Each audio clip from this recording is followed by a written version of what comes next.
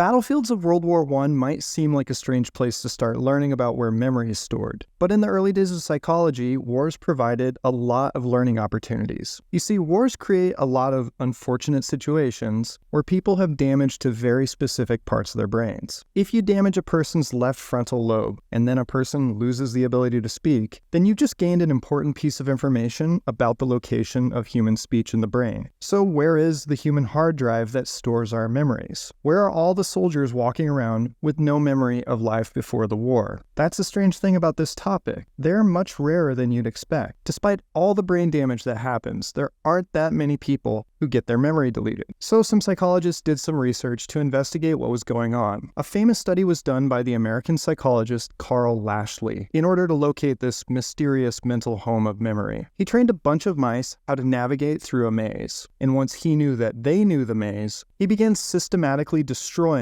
various parts of the brain in each mouse. So let's say in mouse number 1, he took out part of the frontal lobe. Then we see if mouse number 1 can still remember the maze. And sure enough, the mouse would make it through the maze just fine. So we know that that part of the frontal lobe is not the home of memory. Believe it or not, Lashley destroyed every brain area possible, and all the mice still navigated the maze just fine. The conclusion here is that there's no specific area that stores memories, which seems odd until you think about what exactly memories are. A memory is a constellation of different visual input, auditory input, concepts, emotions, and so on. When you form new memories, there are a lot of different areas of your brain that activate. These activated areas will actually go through a physical change if the activation is strong enough or if it's repeated enough times. The neurons that are firing will get a nice bath of nutrients, and then their connections will become stronger. This process is called long-term potentiation, and it's responsible for the physical encoding of memories throughout your brain. So to answer the original question, memories are not stored in a single spot in the brain. Instead, they're stored throughout the brain, which makes it basically impossible to wipe them out without doing a lot of damage to a lot of brain areas.